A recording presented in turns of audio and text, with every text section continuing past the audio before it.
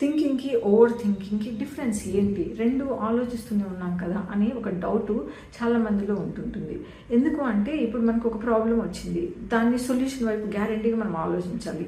So అది obviously thinking. So అంటే ఒక ప్రాబ్లమ్ని ఒక సొల్యూషన్ వైపు అడుగులు వేయటం. అదే ఓవర్ థింకింగ్ని మనం ఎలా డిఫైన్ చేయొచ్చు అంటే, సో మనకి ఎప్పుడైతే ఒక ప్రాబ్లం ఉందో మనము ఆ సొల్యూషన్ వైపు కాకుండా ఆ ప్రాబ్లమ్నే ఆ ప్రాబ్లం చుట్టూనే మనం ఆలోచిస్తూ ఉండటం. ఫర్ ఎగ్జాంపుల్, నాకు ఒక డెడ్ లైన్ ఇచ్చారు. ఈ డెడ్ లైన్ని నేను ఎలా ప్లాన్ చేసుకోవాలి, నాకు ఎంత టైం ఇచ్చారు, నేను ఎలా దీన్ని ముందుకు తీసుకెళ్ళాలి అని ఆలోచించడం ఒక ప్లానింగ్ అయితే, మనము ఈ డెడ్ లైన్ని నేను ఫినిష్ చేయకపోతే దీని కాన్సిక్వెన్సెస్ ఎలా ఉంటాయి, సో నేను బాస్ ముందు నేను ఎలా దీన్ని చెప్పుకోవాలి, దీన్ని అంటే ఇది నేను చేయకపోతే నా జాబ్కు ఉన్న కాన్సిక్వెన్సెస్ ఏంటి, ఇలా మనం ఒక నెగిటివ్ సైడ్ కంటిన్యూస్గా ఆలోచిస్తూ వెళ్ళటం.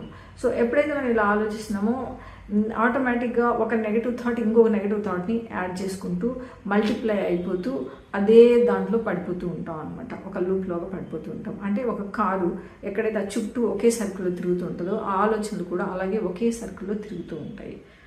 ఈ ఓవర్ థింకింగ్కి ఏంటి రూట్ కాజ్ ఏంటి, ఎందుకు ఈ ఓవర్ థింకింగ్ అనేది వస్తుంది అని మనం చూస్తే, మనము ఏదైతే మైండ్కి ఒక నెగటివ్గా కానీ లేకపోతే ఒక అలర్ట్ అయినా లేదా ఒక డేంజర్గా కానీ ఎప్పుడైతే మైండ్ దాన్ని అలా రికగ్నైజ్ చేస్తుందో అప్పుడు అది దాని పట్ల ఆలోచిస్తూ ఉంటుంది. ఇప్పుడు ఫర్ ఎగ్జాంపుల్ మనం మార్నింగ్ 7 o'clockకి ఎక్కడికైనా బయటకు వెళ్ళి ఒక ట్రైన్ పికప్ చేసుకోవాలో లేకపోతే ఏదైనా ఒక అపాయింట్మెంట్ ఉంది అనుకుంటే, మనము 6 o'clock లేచి మనకి ఇనఫ్ టైం ఉంది 7 o'clock వెళ్ళడానికి, అయినా కూడా మనకి 5 o'clockకే మెలకు వస్తుంది. ఎందుకంటే మైండ్కి తెలుసు రేపు మార్నింగ్ 7 o'clockకి నేను షార్ప్గా ఎక్కడ ఉండాలి అనేది ఎప్పుడైతే ఫోకస్ చేస్తుందో ఆటోమేటిక్గా నీ మైండ్ దాని పట్ల అలర్ట్ అవుతూ ఉంటుంది అనమాట. అదేవిధంగా మనం ఎవరైనా కలవాలనుకున్నా, ఏదైనా ఒక పని చేయాలన్నా, రేపు పొద్దున మన ఇంట్లో ఏదైనా ఫంక్షన్ ఉందన్నా కూడా మైండ్ దాని పట్ల అలర్ట్గా ఉండి ఆలోచిస్తూ ఉంటుంది. సో ఎప్పుడైతే అది అలర్ట్ అవుతుందో దాన్ని మనము అది నెగటివ్గా అలర్ట్ అయినప్పుడు ఆ థాట్స్ కూడా మల్టిప్లై అయిపోయి నెగటివ్ ఆలోచనల పట్లనే తిరుగుతూ ఉంటాయి. సో అప్పుడు కూడా ఒకే ఆలోచన పదే పదే మైండ్లోకి రావడం వల్ల కూడా ఓవర్ థింకింగ్కి మెయిన్ రూట్ కాజ్ అవుతుంటుంది. ఎలా మనం ఈ ఓవర్ థింకింగ్ని మన లైఫ్లో నుంచి కొంతవరకు బ్యాలెన్స్ చేసుకోవచ్చు, ఆ స్ట్రెస్లోకి వెళ్లకుండా మనల్ని మనం ఎలా కాపాడుకోవచ్చు అంటే, మొదటిగా ఏంటంటే మనకి ఈ ఓవర్ థింకింగ్కి రూట్ కాజ్ ఏంటి.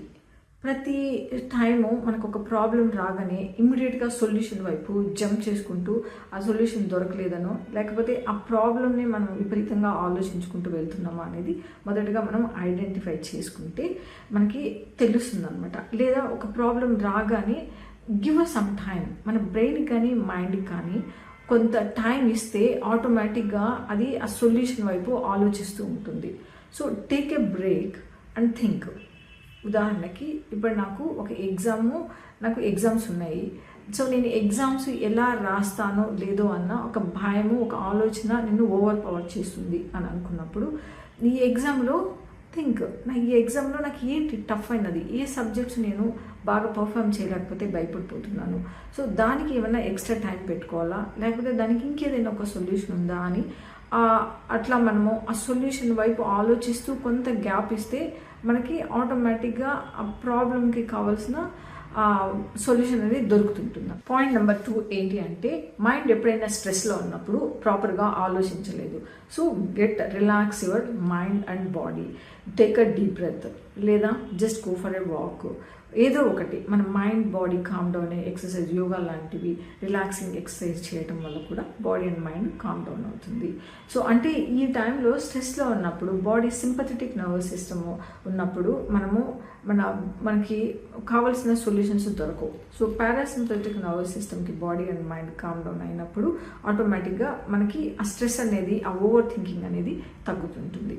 సో అదేవిధంగా పాయింట్ నెంబర్ 3 ఏంటి అంటే, మనము ఎప్పుడైతే ఒక ఆలోచన పదే పదే వస్తూ మనల్ని బాదర్ చేస్తుందంటే సడన్గా take a pen and paper and write it down. చాలా వరకు మనకి అక్కడే తెలిసిపోతుంటుంది, is it a rational thinking or irrational, దీనికి ఏదైనా ఒక లాజిక్ ఉందా అనేది మన మైండ్ కూడా స్టార్ట్. ఎప్పుడైతే మైండ్ ఒక ఆలోచనని ఒక లాజికల్గా థింక్ చేస్తుంటుందో అప్పుడు ఈ ఓవర్ థింకింగ్ అనేది వెనక్కి వెళ్ళిపోతూ ఉంటుంది అనమాట. So try these 3 steps and definitely over thinking నుంచి బయటపడవచ్చు. Thank you.